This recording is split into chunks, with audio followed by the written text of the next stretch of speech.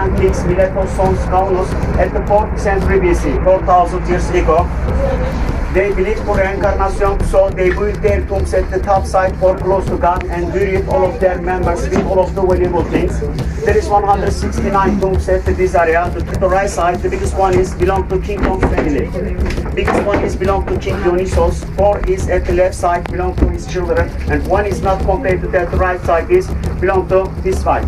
This can completed because at the 334 when the Macedonian king Great Alexander conquered Anatolia, also attacked the Kaunos, they looted all of the tombs.